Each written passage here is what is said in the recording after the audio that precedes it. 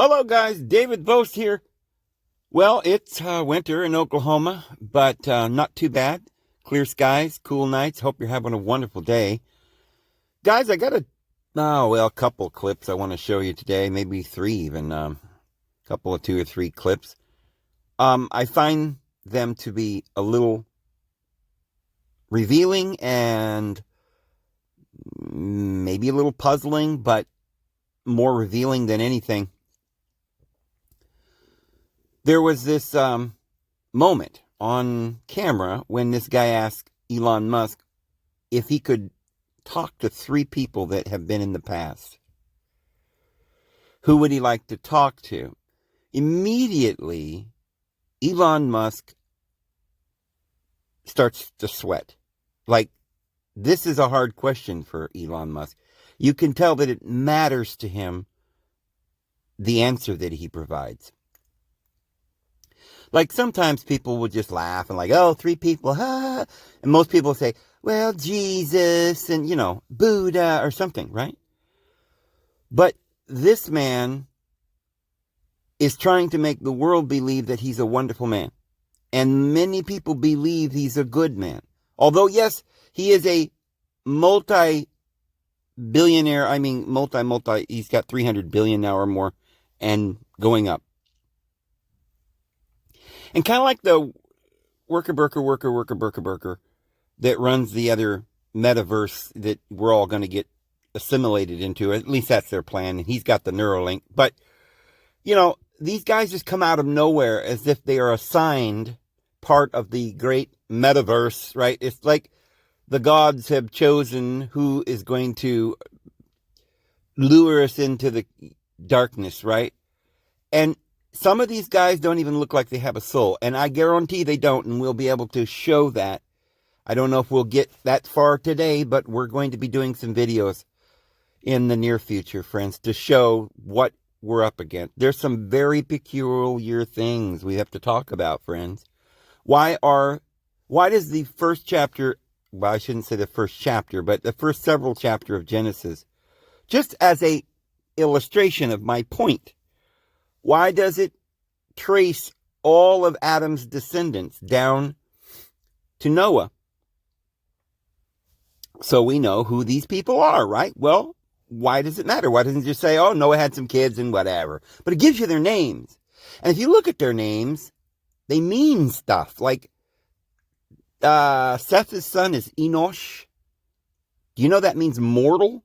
And if you knew the words, if they were translated correctly, then when you were reading the 3rd Enoch, where it says that in the days of Enoch, men became evil, you might be able to sort of see the parallel there of that was when men became mortal, right? But what's really odd is that why then does Cain murder his brother? But of course he doesn't get put to death. See, it's Yahweh that's the judge. Now, under Yahweh's law, if you murder, you're put to death. I mean, if there were some guys that were picking up sticks, right, to build a fire because they were hungry, and Yahweh murdered them because they broke the Sabbath. So why he did not murder Cain would be a puzzler, except for what's interesting is that even though some people believe that Enoch was Abel's twin, I should say Cain and Abel were twins. They weren't. It doesn't say that. It actually says in the Hebrew, and this is why you have to read it very carefully, that Yahweh produced Cain from Eve. It says Eve produced a child by the help of Yahweh. And then later she gave birth to Abel. It was later that she had intercourse with Adam. So remember now, Abel was murdered. So there are no more descendants of Adam, who was the son of El, the son of Elohim, right? But Cain then was the son of Yahweh. Remember, Yahweh's name is the ego. I am vengeance. I am jealousy. So you've got this dual lineal descent, right? One from Cain, who was the children of Yahweh, and one who dies, and then he's replaced with Seth, who is the descendants of Adam, which would be the sons of the Elohim, right? Some have said then that Cain was, in the story where it says the daughters of men had relations with the sons of Elohim. But that wouldn't make very much sense, because Cain would be the son of Yahweh, not Adam. So it would mean that if you were going to call the children of Adam anything other than the sons of Adam, you might call them the sons of Elohim, because they were made in the image of the Elohim. So it doesn't make sense at all. However, it is interesting because it was the children of Enoch from Cain's side that built the city, just like Enoch built the city. And the names of all the children from Cain down to his last child, Naamah, which is a woman, are all mixed around a little bit in different order, but they're the same names as the ones that go from Seth down to Noah. So on both sides, you've got the same names, but they're almost backwards or turned around. One seems to be the genealogy of the flesh. One seems to be the genealogy of the spirit. Remember how we have Esau and Jacob, and we have Cain and Abel. There's always the two, and we know that one is the flesh and one is the spirit. The Apostle John, the Apostle Peter, and the Apostle Paul specifically goes into some detail about how there are these two that represents these two things, the flesh and the spirit, and how they fought from the beginning.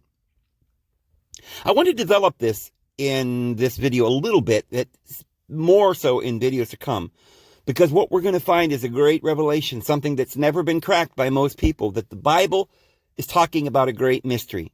There are two mysteries that the Bible talks about. One is called the mystery of godliness, and there's another one called the mystery of iniquity. We have the Messiah, and then we have the anti-Messiah, or the Antichrist, right? The Christ and the Antichrist. We've got the lineage of Adam through Seth. We've got the lineage through Cain from Yahweh. And it looks like Cain's line gets through the flood. There are some suggestions from different people, different places, different sources as to how. One, the Jewish Midrash talks about Naamah getting through as Noah's concubine. I guess Noah's wife died or something. She gets through as his concubine, and Ham sees his father's nakedness, which is in Jewish idiom means you slept with your father's concubine. So there's definitely a purpose for these lineages. And then we've got two different books of Enoch. One is written from the perspective of the Christian Essene groups that were looking forward to the Messiah. And the other one seems to be, the third Enoch seems to be something like Jewish Midrash talks a lot about Metatron and stuff that the Christian scriptures don't talk about. We've talked about that a little bit before. So we're going to discuss that a little bit. There is a mystery that's involved here, and there are two cities of Enoch. There's the city of Enoch that was the son of Cain, and there was the city of Enoch from Seth. But now remember also that we can actually determine which Enoch is being talked about. There is this guy out there right now. Somebody sent me a clip of this, and he's got these theories about the third book of Enoch. He is right about a few things. He's right about the third book of Enoch being different than the first book. But because he doesn't understand that Yahweh's the devil, as we teach here, and he doesn't understand a lot of things like that. Many people don't understand the differences, because once you realize that Yahweh is the devil, then when you see in Isaiah 14 that Yahweh condemns Lucifer, and you see that the word Lucifer means the shining one, the light bearer, And you see in Revelation that Jesus claims to be the light bearer, the shining morning star. And you understand that in Isaiah 14, Yahweh condemns the light bearer because he wants to become like God. Isn't it Jesus that was accused of blasphemy by Yahweh, condemned under the law, and then sent to hell? Well, that's what it's talking about in Isaiah. So because people don't understand this ancient mysticism, they're getting a lot of it mixed up. They weren't initiated into these truths. They didn't understand, and they become teachers. And it's difficult when people become teachers and don't know what they're talking about. And they can mislead many people because we have to be very, very careful. But so this person wants to say right off the bat, now, third book of Enoch is a bad thing. It's the evil Enoch. It's the wrong Enoch. Well, it is written from the wrong perspective, from the point of view of Yahweh, okay? But it doesn't mean anything in it is wrong, just like we can read the Old Testament, and it's not necessarily wrong. It's true history. It's got esoteric teachings within under the letter, but the outward teaching seems to be something like, keep the law, you'll die. That part comes from Yahweh. And the Apostle Paul says, by the letter of the law, we all die. It is a curse and a bondage, and we don't go by the letter of the law. But the esoteric meaning of the Old Testament, we still believe in. And so if the Old Testament says something about Enoch, and it tells you that Enoch is the son of Jared, the son of Enosh, the son of Adam, then you know which one it was. Because in the other lineage, the other Enoch was the son of Cain. But here's what's interesting. His son, Enoch's son on Cain's side, was Jared. Or it says Irid, but obviously that could be spelled Jared. So now, if the third book of Enoch said that Enoch was the father of Jared, then we would have a match, that it was the bad Enoch. But it doesn't appear to do that, or does it? Is it perhaps mistranslated? Should it actually read Jared was his son?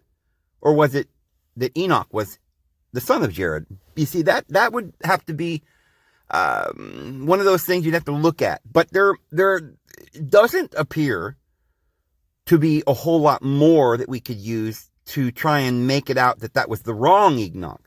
But there does seem to be something going on here, and we'll get into that here in a minute. But before I do, I want to show you this clip, because, you see, we're talking about Elon and the possibility that he came to the world and, he's part of the Antichrist team. We speculate that maybe Trump or someone like that is the Antichrist, and these billionaires may be his, round table, kind of like his disciples or his apostles, that kind of thing, that they'll all come back to the world and try to mastermind, like it says in Isaiah chapter 14, Yahweh himself will come to the world, and his feet shall stand on the Mount of Olives, and all of that will take place. And Armageddon and everything, and all the things that Yahweh has tried to, or hoped, or planned on doing in this world, which Jesus tells us clearly that he will stop. Because, you see, the wrath that's coming from the God of this world is only coming upon those who do not know the Lord and have rejected the love of the truth in order that they might be saved. But here's the question. We've always thought that this was a matter of there are bad people and good people. But remember, we're talking about the flesh and the spirit here. Could this Bible really be a mystery that no one has ever understood? Is that why when Jonah went to Nineveh, they all repented? Because Nineveh wasn't of Israel. They were the Gentiles. Of course, that's where the diaspora took place, and there were many of the Israelites that were there in Nineveh captive. And for some reason, Yahweh was going to go destroy them all. Like they were the dispersed Israel, the lost tribes. He was going to go destroy them. But somehow or another, they all repented. Is this some kind of a sign? You see, what's going on here? The flesh and the spirit. Is it really about bad people and good people, the sheep and the goats? Or is it about the spirit and the flesh? We'll get into that. But watch this, because Elon Musk has to think very carefully about this question he's asked. Who would he talk to if he could talk to 3 people from the past? Now, anybody who really believed or was intelligent, I mean, we're talking really intelligent, so much so that they are going to lead the world, right, in the progress of the 21st century. That person might pick Benjamin or Newton, as he did, or Einstein, because you would figure, right, because they're really smart people. There's only one problem. If you're really smart, you would know they're worldly, that they're from the line of Enoch, the evil one, right? Where the demons come down and taught them all manner of building cities and all machinations and sorceries, which is what the Neuralink is. So it certainly stands to reason that he does not mention Jesus Christ as one of the people that he would like to talk to. Perhaps because he doesn't believe in Jesus Christ, friends. Watch this. You get to hang out with any 3 people, living or dead. Who are they? It's always hard to think of like 3 people. Ethan, Kyle, Seth. You're hanging. You got 3 right here. It's true. Jeff Bezos. I wouldn't say it as necessarily like. I think there's a lot of people that would be interesting to talk to. I don't know. Like Shakespeare, Ben Franklin, maybe Newton or Einstein. Okay. So, the first thing I noticed there is how difficult a question that was for him. He took it so seriously, I mean, it was like he was on the spot. Oh, I got to pick out 3, and it was important to him. But it was, to me, remember how the other day we showed him talking and answering this person that was interviewing him? And the way he would think about questions, like his eyes would roll back and he'd give this serious answer, like it was so important. He's almost a little bit more like AI than he is a human. It's more like a robot. There doesn't seem to be a lot of emotions in this person. And some of his expressions seemed so obvious, like they were programmed. Like, okay, I'm programmed to answer serious questions in a serious way. Now, which 3? And so he gives us the 3 answers that most people would probably think of, like Benjamin Franklin. I'm surprised he didn't say Tesla, since he did call his company Tesla. But he did mention Einstein. I think he did that because everybody thinks Einstein's so smart. But he personally probably would have rather spoke to Newton. He mentioned Newton or Einstein. But it's like a computer was computing and trying to come up with the best answer.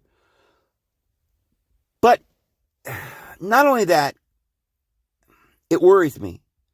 Because if this person was a real person, if there was any shred of humanity in him, and we were living at the time of the end, and like he says, the robots are about to take over, the earth might be in peril. He talks about world crisis. He's been talking about this, and the reset, and all the problems that we're facing, right? And instead of wanting to talk to Jesus Christ, right, he'd rather talk to Benjamin Franklin. That answer sounds to me like somebody who either doesn't believe in Jesus Christ, and therefore he must, when he's doing this Neuralink and all this stuff that he's doing it without regard to creation. Remember, he believes in that we're a simulation. He believes that we live in an assimilation, and he's going to assimilate us more. Right? The robots are going to take over. You might as well join them, he said. So his concept is we're in a world where there's no hope. The only salvation is if this man himself comes up with our salvation. But on the other hand, I don't think any human being would ever come up with that kind of arrogance. I don't think there's a person in the world that would be that arrogant, unless it was Yahweh himself came down to earth, or one of his angels like Shemjazi or Azazel, Maybe they would say something as sarcastic or ungodly as that. I mean, yes, if you were asking some kid in grammar school, who would he like to talk to if he could, And he said, Einstein, that'd be fine. It's just a kid. But we're talking about somebody who knows very well. This is a serious question. We need to talk to somebody because we need to know what's going on. We're about to perish. The world's coming to an end. And he's trying to make Neuralinks. And his answer is that we need to talk to Newton, right? Forget any purpose to mankind. Forget that we might have salvation. Friends, this is important. I mean, I know a lot of you, maybe not many people watching my videos, maybe, but there's a lot of people in the world that really aren't religious. They're not spiritual. And their deity is their belly. In other words, whatever they can desire in their heart, that's what they'll pursue. And if they want eternal life, there's no purpose, right? They don't believe in divine nature. Therefore, they don't believe in love. There's no purpose. Love is design, creation. So therefore, they're just trying to live. If you're hanging from a cliff and you got one finger barely hanging on, are you going to be thinking about love and oh, the Lord will save me? And because, no, in that moment, all you're thinking about is salvation. I got to live. Right? And now, if it was somebody who thought, okay, this is the end of the world. I'm hanging here and this is the end of the world. And, if I were to, my only way to come out of this, right, is to reach up and grab that person above me, yank him and pull him off while I struggle, and get up on the side of the cliff, right? Risk this person's life, pulling him off the cliff to get up.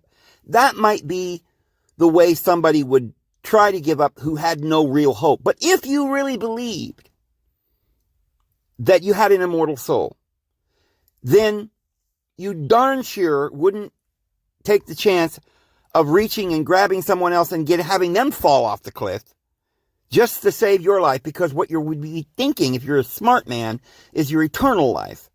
Like if you murder somebody, you're not going to have eternal life, right? That's not just. That's not fair. Your mind would immediately think that's not right. So this is why good people have different ways of thinking. They think, well, I will help the other person, their life. I will do unto others as I would want them to do unto me, because we believe in love. So it's very telling when you ask a man who is hanging from a cliff what they want to do, right? Die, give their life to save the others, or, is it more important to save their own little grimy little hand, their little hide? And yes, I know in moments of danger, many people will do the wrong thing, because not everybody has a lot of faith. But what we're talking about here is a man who's hanging his beliefs and all of the hopes and the future, blessings or downward turn, whichever it may be, based on what he thinks he's doing. He thinks if he doesn't get us to Mars and get the Neuralink, we're all going to die. Right? He's talking about a simulation, and he thinks we're in an assimilation, and he evidently thinks this assimilation is going to perish. Right? There's overpopulation and all these terrible things, so they're going to make a new assimilation and put the Neuralink in your mind and save the world. Right? So he thinks, well, it's important that I save my life, because I don't really believe that God's coming to save anyone else. And if I can save my life, he's probably thinking, well, maybe I can make a metaverse. I'll be God. Is that what he's thinking? That sounds like the thoughts of a maniac. And the type of maniac that wouldn't come along, but perhaps once in an age, to carry out the end of the world, right? In his horrid little concepts and ideas, where he would, in his arrogance, say, I am God and there is none else. I know, I'm taking his statement quite a ways, but friends, you have to almost, like I said, this is not just some ordinary person. This is a person who knows that his words are going to be recorded and people are going to listen to him, right? And he knows darn good and well that everything he says is taken and spread it all over the newspapers and all over YouTube, and everybody listens. And so if he wanted to help people and calm people and make people smart and loving and make the world a better place, you know what he would say if he was smart? Well, if he was smart, he would have looked at history and he would have said, you know what? This world has an intelligent designer. And we have to understand the reason we're going to pot right now, we're going to hell in a handbasket, is because of the people not believing in this divine being and love. They're the ones who are putting their heart and their mind and their hopes, right, on some clever trick to build a computer to save mankind. They hope and trust in a man to save them. And this arrogant man is hanging all of our hopes on his scientific abilities to create a new world for us. Can you believe the arrogancy of people and then the ridiculous stupidity of the rest of mankind that's believing in this? Now, let me show you another clip. We just watched a clip about the richest man in the world and his plans for our future and his thoughts on who is important and all of that. Now let's take a little listen to another man who's very, very important. I suppose you would have to say that because he is the president of the United States of America at this time.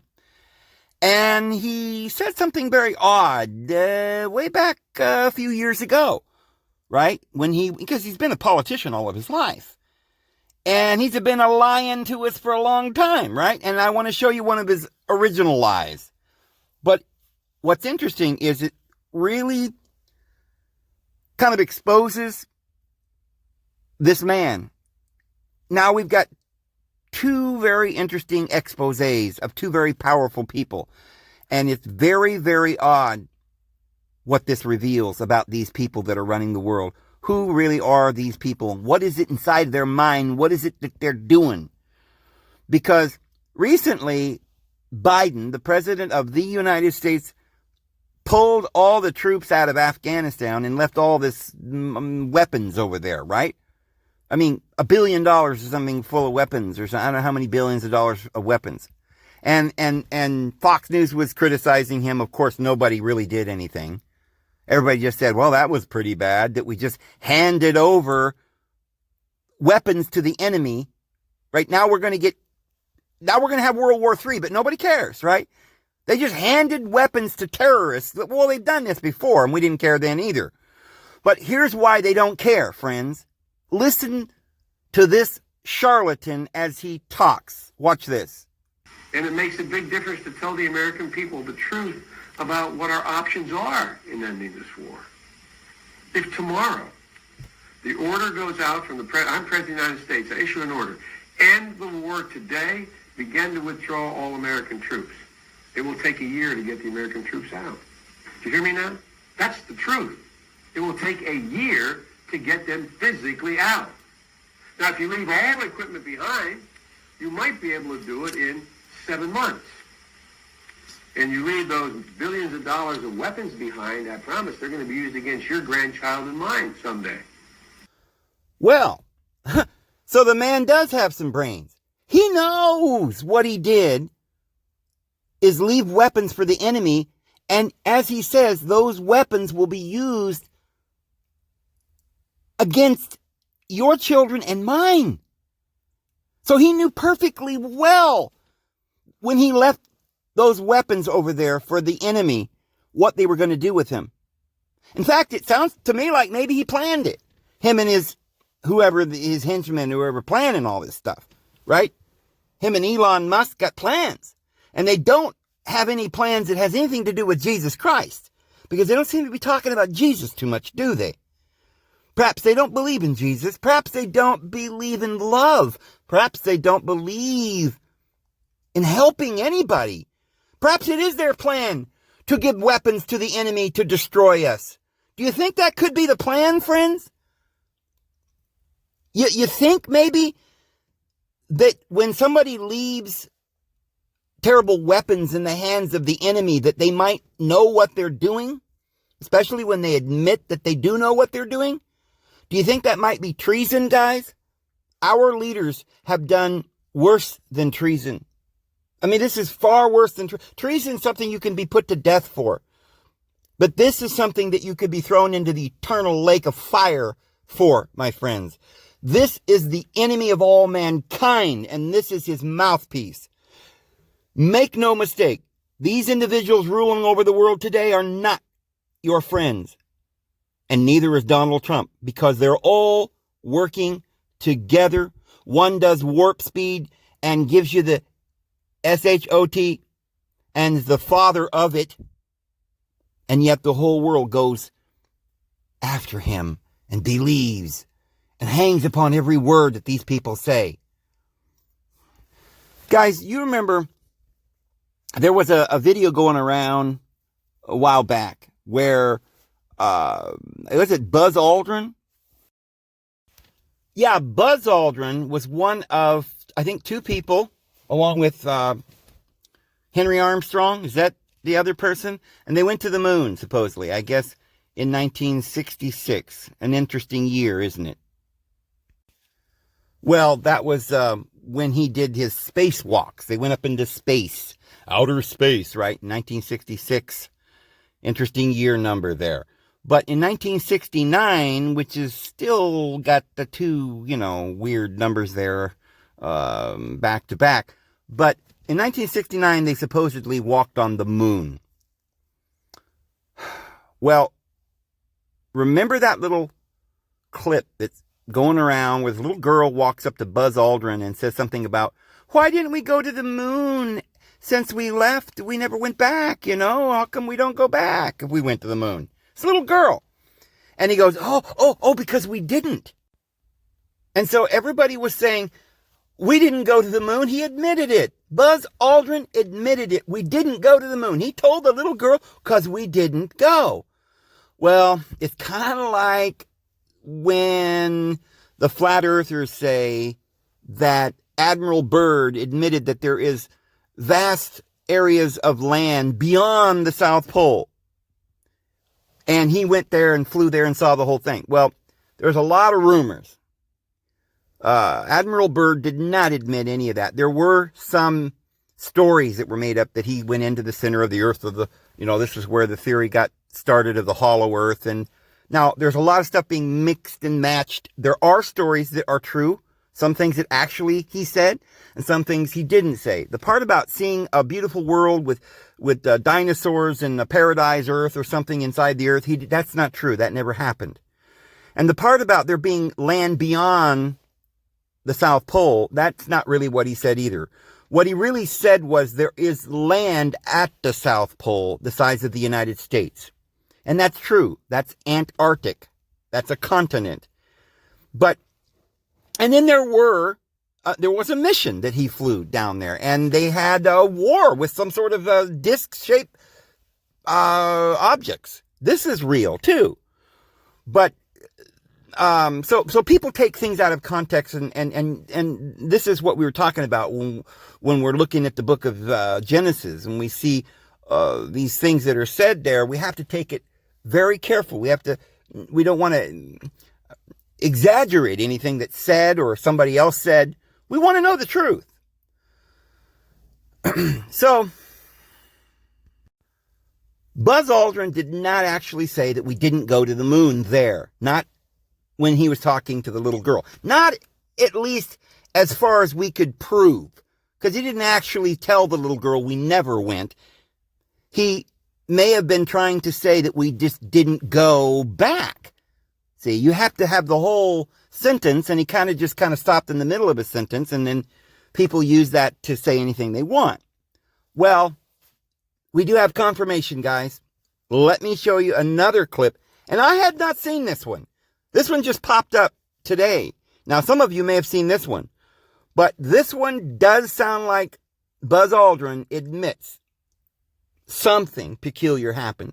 I'm not saying he's admitting that he didn't go to the moon, but he is admitting that the footage that we all saw, one small step for mankind, right? Yeah, that footage, he admitted, was fake. And he admitted that on the Conan show, The Late Night with Conan O'Brien. And I'll show you that clip here. Let's talk about this, because this is fascinating. I remember very clearly, I think anybody who was alive at the time does. I remember my parents waking me up, and we went down and we watched you guys land on the moon, No, which you was... didn't. No, you didn't. What? Because There wasn't any television. There wasn't anybody taking a picture. You watched animation. See, you associated what you saw with... I have very hazy memories. Okay, so Buzz Aldrin is now, well, I guess he said some years ago on the Conan O'Brien show, I don't know when he said this, I think it was a while back, but I didn't see it, but he says it was animation. So we do have some real proof right out of the horse's mouth. If he says it was animation, then unless he's lying, it was animation. Now, I would probably believe him at this point simply because it looked like animation to me. And this confirms what we all thought. Now, if he said he went to the moon, you could say, well, maybe he's lying, right? Because these guys lie a lot. But when the liar comes right out and admits something that you already could pretty much put together, but you just needed proof, and like a lot of people don't believe you, and you don't I don't think we went to the moon, but I don't have any proof. Well, here's proof. If the man who went to the moon says that it was all staged, that it was animated, what does that tell you? It tells you that they did lie to us. Now, it doesn't specifically prove that we didn't go to the moon, but it proves that they lied to us. It proves that it was animated, and they told us that it was real. I mean, they've been telling us since 1966 that we actually went there, and this was the pictures, right? They showed a picture of us landing on the moon, planting the flag. If our government is capable of lying to us about something that's supposedly so important, right?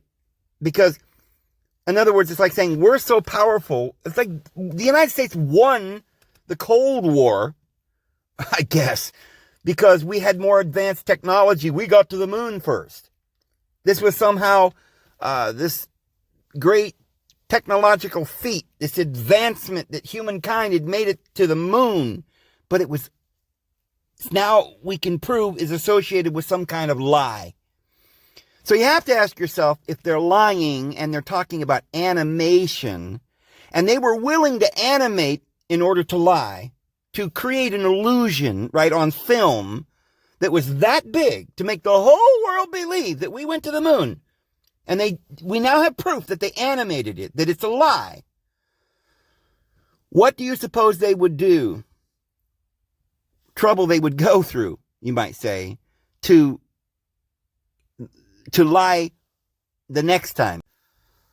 So, if it was crucial to make us believe that they had this technology to go to the moon, and they didn't have that technology, but they lied to us about that, what would the reason be for that? Obviously, they want us to believe they have more power and more capabilities than they actually do. In that case, in those days, all they had was 8mm film or something. That's what it looked like. They showed us some sort of like B-rated movie where we go to the moon. I don't know how anybody could have even believed that footage was real. It didn't even look real. I mean, it was barely, like you say, better than 8mm film. Like, stuff that people were using in their Christmas parties back in 1966, filming the family with 8mm film or something. It was crazy that we all believed it. Well, now these people got CGI, right? They have much better technology. If they're willing to lie to us and animate something that makes us believe that they have achieved some godlike amazing feat, like leave the atmosphere and leave the earth. It's kind of like saying, there's no God. Why, look, we're great. We went to the moon. We're God. We're God. And in order to prove it, they lie to us and animate it, or, they pretend that they're showing us. They don't just say the lie with their mouth, in other words. They orchestrate the lie in a big drama. They play it out. This is a huge thing to, guys, it's one thing to lie about something. Just to say, I did this, that, and the other thing, and I didn't do it, right? That's a lie. but to orchestrate an entire psyop, worldwide psyop, that's something else. To lie to every human being on the face of the earth. What does that sound like to you? Does it sound like just a lie? Or does it sound more akin to what the Bible says? The devil has come down to you having great wrath to deceive the entire inhabited earth. Now, why would the devil want to lie about going to the moon? Perhaps because he wants you to believe that he has the power to do such great things that maybe we don't need God. You see what I'm saying? So yes, what we see from this is that the richest man in the world didn't get there because it's by an accident. Okay? This has been staged. Somebody put Zuckerberg worker in charge of the metaverse. Somebody put little Bill Gates with his big glasses in charge of the nano technology or the Microsoft company, right? Somebody put Elon Musk in the position of becoming the owner, right? Or the guy who puts the link in your head and walks around and has to be nice, and people start believing him because he's more or less not just running around inventing things, because he's not. It's probably just another psyop, just like when we went to the moon. It didn't really happen, but they were running around lying about what they were going to do so that we would think that they're greater than they are. So now he's running around telling everybody he's going to put a neural link in their mind. As you guys know, we've talked about the movie Avatar, where they didn't really go to another planet. They simply had somebody in a drawer that was like a paraplegic or whatever. And so they hooked a neural link to his brain and gave him an avatar body, right? An animated body. And then in his mind, he went to another planet. And then a bunch of other people went there from Earth. And they had it was just entertainment. And yet the whole time we're watching the movie thinking they're really there. Well, that's exactly what they're going to do here.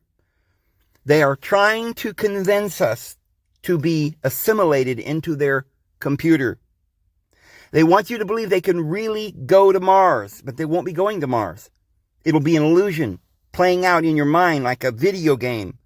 This is what the book of Revelation is talking about.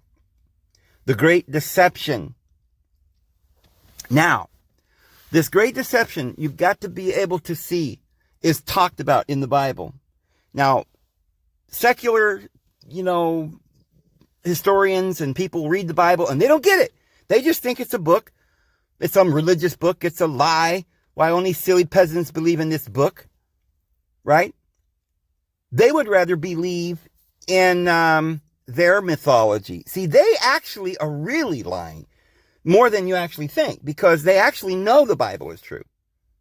So what they're doing is they're not confused. They're lying because they're trying to divert your attention to the fact that the world is coming to the judgment time and you need to follow love. But they're trying to do the little trick, right? The little magic where they move the cups around and you don't know where the little pebble went. The little switcheroony on you. They want you to start thinking that there is no deity, that in fact the God who made the world is all about law and government, and Jesus is the wrong deity. That's a hoax. But no, the real deity, see, is angry. He's angry at you because you won't listen to Elon and be assimilated into his computer thing. And so everybody's like, you've got to take the shot because you're endangering the whole world. Why, there's overpopulation. We shouldn't be allowed to run around and be free. We've got to be under law. So these individuals like Buzz Aldrin, Conan O'Brien, Elon Musk, they're all in on this lie. They've been told in their secret societies, with their little handshakes and stuff, they've been initiated into these mysteries. And you haven't, so you don't know what's going on. They have secret signs and secret handshakes, and they've taken over the entire world now. And this is why they flash the symbols, because that when Trump flashes the 6 with his 3 fingers up in the air, that's 666. The circle, like the OK with 3 fingers, that's 666. Sometimes he'll sit with his hands in the shape of a pyramid. They all do this. They all are flashing the same signs because they all know they're lying. And they're laughing it up because you're believing in it. Guys, you are believing in it. And this is why we have to make these videos, to expose this and these lies. So, but this goes really deep, guys. This goes far deeper than you can even imagine. What we want to do is find out why they're lying. It's actually in the Bible why they're lying. And that's probably why they don't think Jesus is so important that they'd want to talk to Jesus, right? They would never say that. They're never going to ever let you think that, he thinks you'll believe that he's so intelligent. And why, if he doesn't believe in Jesus, then maybe you won't, right? And he'll make you sick, right? They'll spread disease and get you scared. And then they'll say, oh, but we've got the solution. Come to us. We're your savior. When in reality, I've never saved anyone. Not one person's ever been cured of cancer. Not one person's ever seen the moon or a new world or a better life. It just keeps getting worse and worse, and they're laughing all the way, and we just keep believing their lies. And this is where it takes a lot of patience. The Bible says you'll win your soul by patience. And here is the patience and the faith of the saints, as it says in the book of Revelation. Because the average person's going to look at the Bible and say, well, I can't read this. Now, how am I supposed to know what it means? Right? How am I supposed to know who's lying and who's telling the truth? This is ridiculous. If there was a real God of love, he'd just come and fix it and everything would be fine. And so, therefore, I don't believe in anything. It sounds kind of logical, except this. We have to live by faith and not by sight. And there's a reason for that. And we don't have time in this video to show why that is. Thing of it is they're trying to lie to you for a reason. They're hoping they can deceive you. So, in other words, the only way they could deceive you is if our Father in heaven allowed it. And therefore, that's why it says in the book of Matthew that they will deceive even the elect, if it were possible. See, it's not possible, okay? Why? Because the Lord is going to guide and direct us. And the elect are those who have gone and have gotten oil in their lamps, right? They're seeking truth. They're knocking. They're getting answers. And they've got the seal of the living God in their forehead. They were diligent, right? They opened the door and let him in. They used their common sense. They didn't just run around murdering people because, well, we don't know what to do, so we'll just murder people. No, but their heart said, no, don't murder people. They followed after the Spirit. And the Spirit bore witness with their spirit that they were the children of the living God.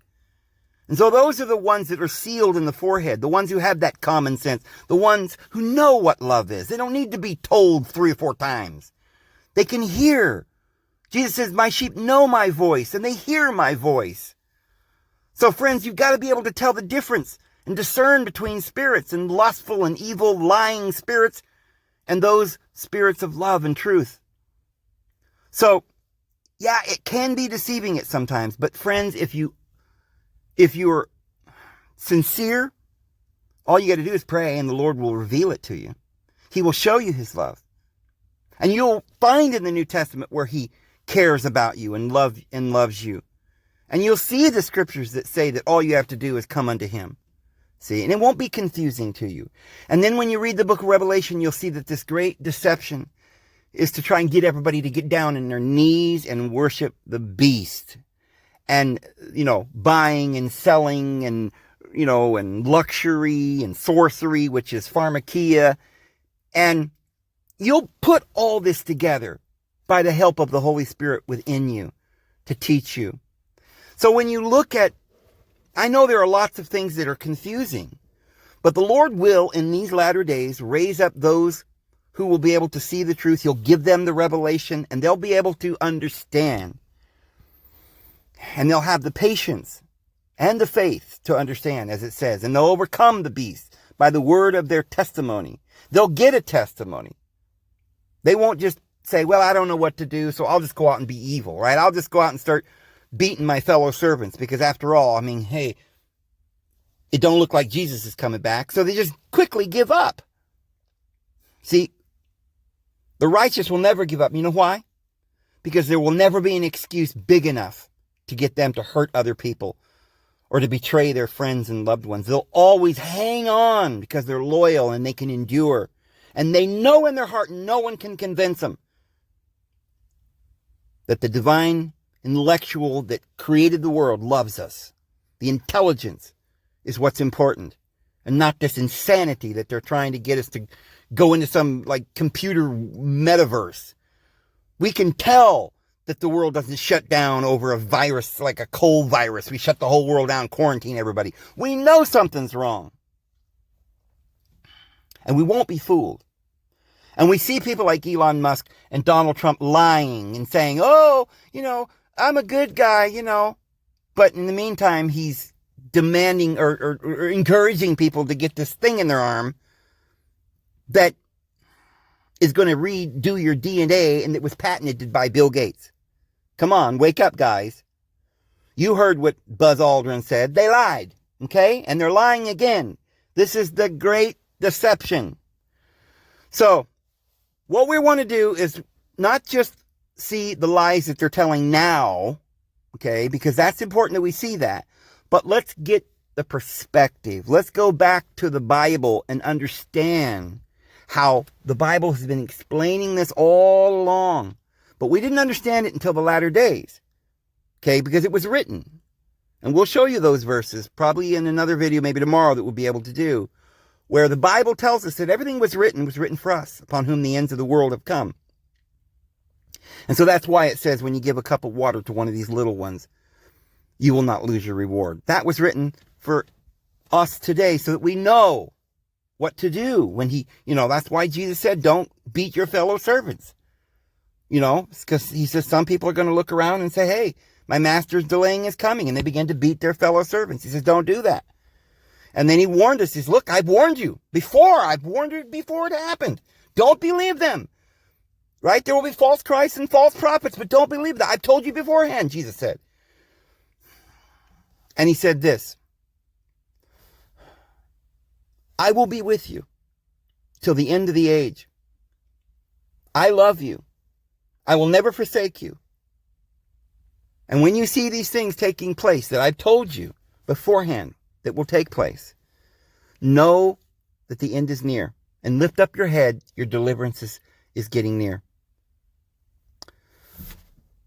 But what we want to do is go back to, want to look at that third book of Enoch.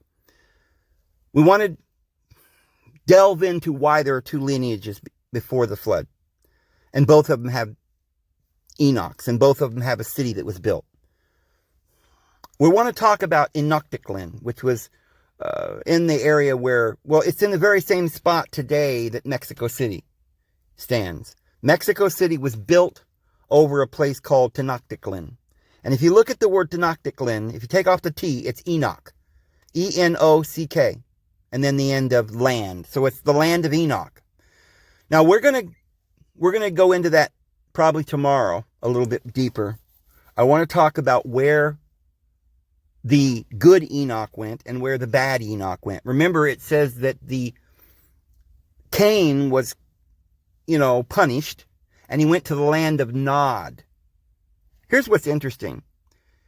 Eden is D-E-N, Eden, right? Now, remember, the vowels can be changed. It could be Edon or Edan, but, because we don't have the vowels. That's supplied. But it's just those two D and an N in that letter. So turn it around, the opposite, and it's Nod.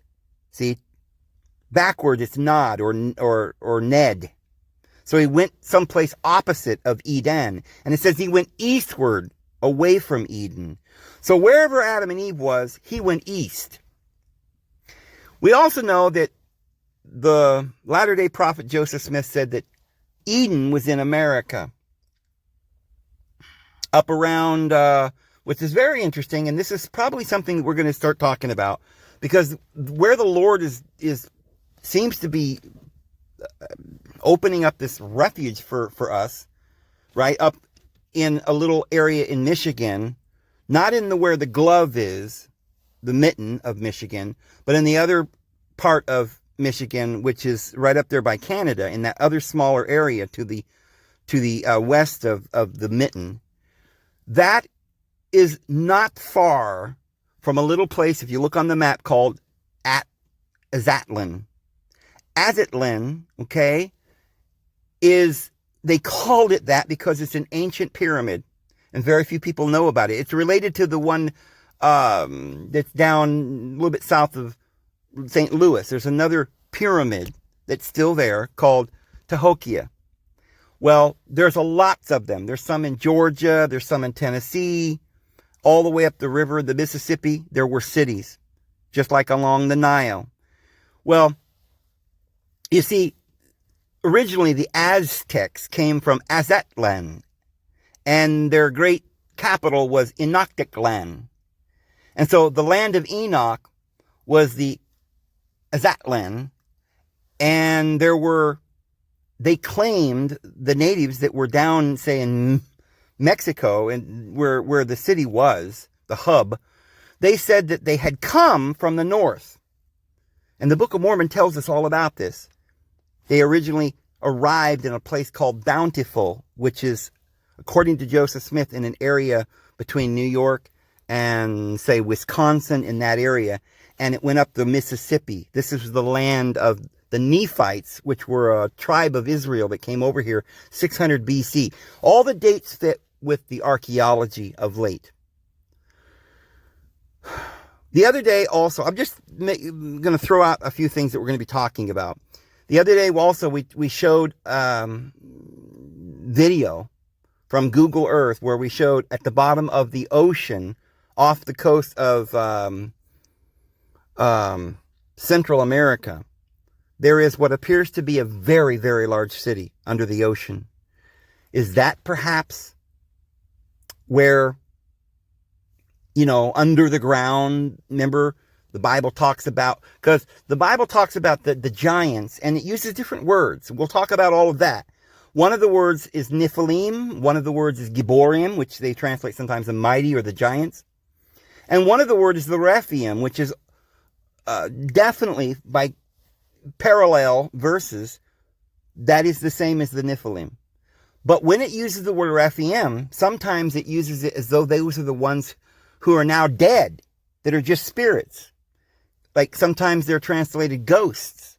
And it says they live under the ground, the Rephaim.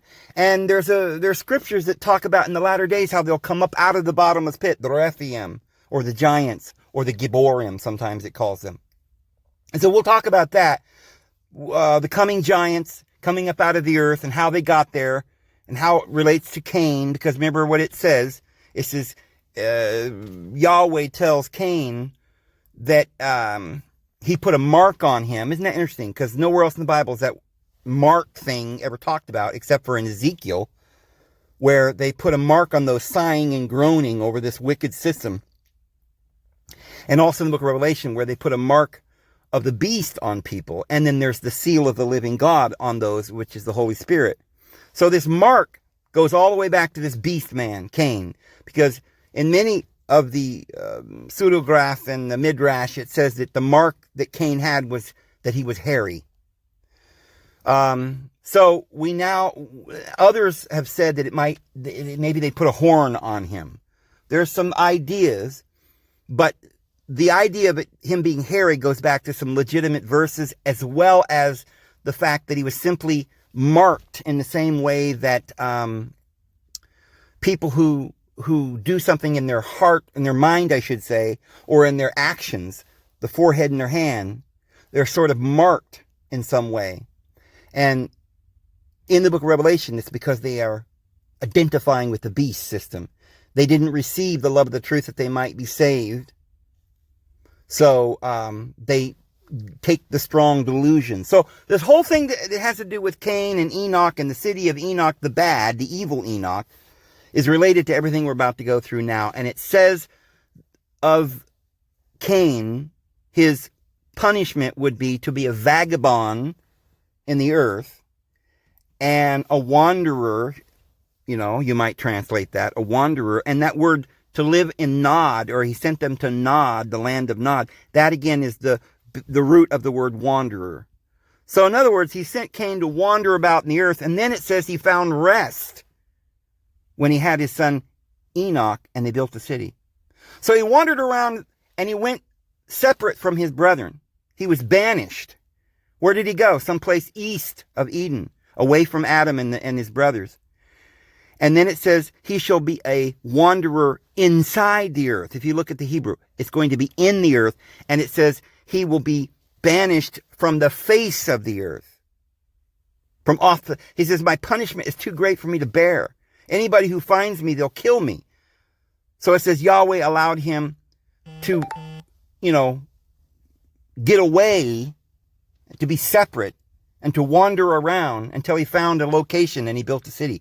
Where at the ends of the earth or far, far away from his brethren, where did he build that city? That's what we're going to discuss. Because wherever it is, somehow or another, there are traditions that say they may have survived the flood by going underground as a wanderer in the earth.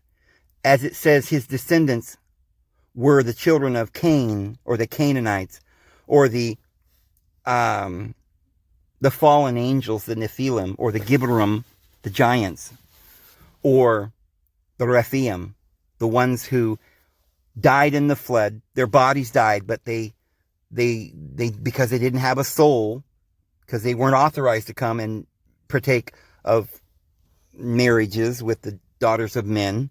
So when their bodies died, see, when the Nephilim had relations with the daughters of men, they bore children unto them, which were the Gibborim, or the giants, or the Rephaim. So the Gibborim is what they were when they were on the earth, the giants. But when they died, they became Rephaim. They were evil spirits that wandered around in the pits and the chasms and the tunnels of the earth. And then we find places in the New Testament where they could inhabit people, where they possess people. And part of being a Christian, early Christianity, was finding people and casting the demons out. Now, why would you do that?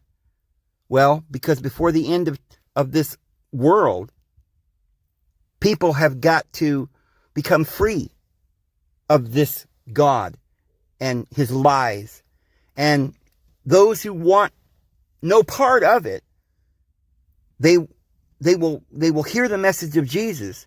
And even though they're bound with many chains and filled with a legion of demons, the Lord will deliver them. And that's representing all of mankind. We've spent all this time being harassed and tortured by these demons. And this actually is the reason why there is sin in the world and evil. Is because of the fallen angels. They came here and they set up a government, their leader being Yahweh, the God of this world, the God of the underworld.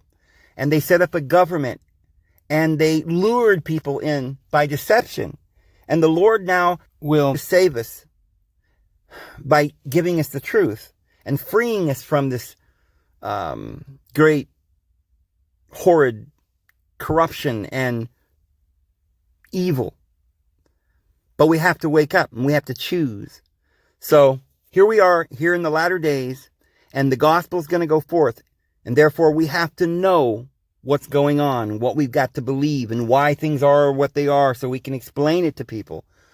Because there are going to be a lot of people that are that we're going to meet, and it's going to seem like they're crazy. They don't have any, common sense. They're just talking nonsense, right? It's because they are deceived, and that deception has allowed these foul spirits into their lives, and they're believing these demons. And it's going to end up, if they continue to believe in these lies, and they don't repent of that, it's not going to be a good thing. So this is why we, who love the Lord, need to understand Genesis chapter 1, and understand the book of Enoch, both the first book of Enoch and the third book of Enoch, and understand the differences, and understand why there's 2 Enochs and 2 cities and 2 teachings, and the flesh and the spirit, and the old covenant and the new covenant. Because we don't understand this, we're not going to understand Revelation and the mark of the beast and what to do and how to be saved. But all those who love the Lord, they'll simply ask, and the Lord will reveal it. So anyway, I'm going to go ahead and stop it here because we're over an hour, and we'll get back to you guys again soon. It's David Vos. Have a good one.